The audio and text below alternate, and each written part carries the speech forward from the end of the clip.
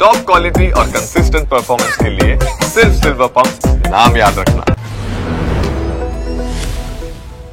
ಈ ಹೊತ್ತಿನ ಪ್ರಮುಖ 25 ಸುದ್ದಿಗಳನ್ನು ಕ್ವಿಕ್ ಆಗಿ ನೋಡೋಣ. ಹಾಸನದಲ್ಲಿ ಹಠಾತ್ ಹೃದಯಾಘಾತಕ್ಕೆ ಮತ್ತೊಬ್ಬರು ಬಲಿಯಾಗಿದ್ದಾರೆ. ಹೊಳೆ ನರಸೀಪುರದ ಕೊಂಗಲಬೀಡು ಗ್ರಾಮದ 44 ವರ್ಷದ ಆನಂದ್ ಹೃದಯಾಘಾತದಿಂದ ಕೊನೆಯುಸಿರೆಳೆದಿದ್ದಾರೆ. ಮೃತ ಆನಂದ್ ಐಚನಹಳ್ಳಿ ಗ್ರಾಮ ಪಂಚಾಯಿತಿ ಮಾಜಿ ಸದಸ್ಯರಾಗಿದ್ದು, ಗ್ರಾಮ ಪಂಚಾಯಿತಿ ಮಾಜಿ ಸದಸ್ಯ ಆನಂದ್ಗೆ ರಾತ್ರಿ ಮಲಗಿದ್ದಾಗ ಎದೆನೋವು ಕಾಣಿಸಿಕೊಂಡಿದೆ. ಪತ್ನಿ ಬಳಿ ಎದೆನೋವು ಅಂತ ಹೇಳಿದ್ದಾರೆ.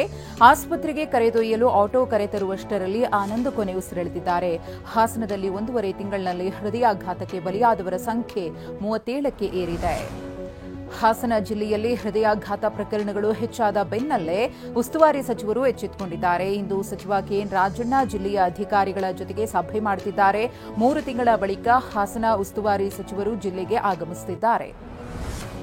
ಚಿಕ್ಕಮಗಳೂರು ಜಿಲ್ಲೆಯಲ್ಲಿ ಮಳೆ ಆರ್ಭಟ ಮುಂದುವರೆದಿದೆ. ಧಾರಾಕಾರ ಮಳೆಗೆ ಕೊಪ್ಪ ತಾಲೂಕಿನ ಬಿಲ್ಗದ್ದೆ ಗ್ರಾಮದಲ್ಲಿ ಮನೆಯ ಗೋಡೆಯೇ ಕುಸಿದಿದೆ. ರಾಜಮ್ಮ ಕುಟುಂಬ ಹೊರ ಓಡಿ ಬಂದು ಪ್ರಾಣ ಉಳಿಸಿಕೊಂಡಿದೆ. ಇಡೀ ಕುಟುಂಬ ಪ್ರಾಣಾಪಾಯದಿಂದ ಪಾರಾಗಿದೆ. ಬೆಂಗಳೂರಿನಲ್ಲಿ ಚೀಟಿ ಹೆಸರಿನಲ್ಲಿ ವಂಚಿಸುವ ಪ್ರಕರಣಗಳು ಹೆಚ್ಚಾಗ್ತಾನೆ ಇವೆ. ಜರಕನಹಳ್ಳಿಯಲ್ಲಿ ಚೀಟಿ ನಡೆಸ್ತಾ ಇದ್ದ ಸುಧಾ ಎಂಬಾಕೆ 40 ಕೋಟಿ ರೂಪಾಯಿ ಚೀಟಿ ಹಣದ ಸಮೇತ ಪರಾರಿಯಾಗಿದ್ದಾಳೆ. ಜೂನ್ 3ರ ಮಧ್ಯರಾತ್ರಿ ಇಡೀ ಕುಟುಂಬವೇ ಮನೆ ಖಾಲಿ ಮಾಡಿಕೊಂಡು ಎಸ್ಕೇಪ್ ಆಗಿದೆ. ಬೆಂಗಳೂರಿನ ಹೊರವಲಯದಲ್ಲಿ ನಡೆಯೋ ರೇವ್ ಪಾರ್ಟಿ ಮೇಲೆ ಪೊಲೀಸರು ಹದ್ದಿನ ಕಂಡಿಟ್ಟಿದ್ದಾರೆ. ಈ ಪಾರ್ಟಿಗಳಲ್ಲಿ ಡ್ರಗ್ಸ್ ಸೇವನೆ ಆಗ್ತಿರುವ ಅನುಮಾನ ಮೂಡಿದ್ದು, resort, home stay, hotel, farm house ಮಾಲೀಕರಿಗೆ ಪೊಲೀಸರು ಬಿಸಿ ಮುಟ್ಟಿಸಿದ್ದಾರೆ.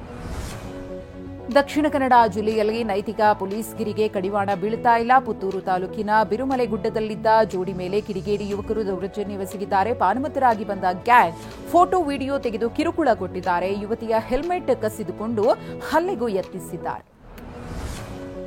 ಶಿವಮೊಗ್ಗದ ರಾಗಿಗುಡ್ಡದ ಬಂಗಾರಪ್ಪ ಬಡಾವಣೆಯಲ್ಲಿ ದೇವರ ವಿಗ್ರಹಕ್ಕೆ ಅಪಮಾನ ಮಾಡಿದ ಆರೋಪದಲ್ಲಿ ಇಬ್ಬರನ್ನ ಬಂಧಿಸಲಾಗಿದೆ. ವಿಗ್ರಹ ಸ್ಥಾಪನೆ ಮಾಡಿರುವುದು ಸರ್ಕಾರಿ ಜಾಗ, ಪಕ್ಕದಲ್ಲೇ ಕಟ್ಟಡ ನಿರ್ಮಾಣ ನಡೀತಾ ಇದೆ. ಈ ಕಟ್ಟಡಕ್ಕೆ ಬಂದ ವ್ಯಕ್ತಿ ಅಪಮಾನ ಮಾಡಿದ್ದಾನೆ ಎನ್ನಲಾಗಿದ್ದು, ಬಿಗುವಿನ ವಾತಾವರಣ ನಿರ್ಮಾಣವಾಗಿದೆ. ಶಿವಮೊಗ್ಗದಲ್ಲಿ ದೇವರ ವಿಗ್ರಹಕ್ಕೆ ಅಪಮಾನ ಪ್ರಕರಣದಲ್ಲಿ ಪೊಲೀಸರು ಇಬ್ಬರನ್ನ ವಶಕ್ಕೆ ಪಡೆದಿದ್ದಾರೆ. ರಾಗಿಗುಡ್ಡ ಬಂಗಾರಪ್ಪ ಬಡಾವಣೆಯ ಸದ್ದಾಂ ಮತ್ತು ರೆಹಮತ್ ಉಲ್ನನ್ನ ಶಿವಮೊಗ್ಗ ಗ್ರಾಮಾಂತರ ಪೊಲೀಸರು ವಶಕ್ಕೆ ಪಡೆದಿದ್ದು ವಿಚಾರಣೆ ಮಾಡುತ್ತಿದ್ದಾರೆ. ಅಪ್ರಾಪ್ತ ಪುತ್ರನಿಗೆ ಬೈಕ್ ಕೊಟ್ಟ ತಂದೆಗೆ ಕೋರ್ಟ್ 25,000 ರೂಪಾಯಿ ದಂಡ ಹಾಕಿದೆ. ದಾವಣಗೆರೆ ಹಿರಿಯ ಜೆಎಂಎಫ್ಸಿ ನ್ಯಾಯಾಲಯವು ದಂಡ ವಿಧಿಸಿದೆ. ಬಾಲಕ ಬೈಕ್ ಚಲಾಯಿಸುತ್ತಿದ್ದಾಗ ದಾವಣಗೆರೆ ಸರ್ಕಾರಿ ಬಸ್ ನಿಲ್ದಾಣದ ಬಳಿ ಪೊಲೀಸರ ಕೈಗೆ ಸಿಕ್ಕಿಬಿದ್ದಿದ್ದ.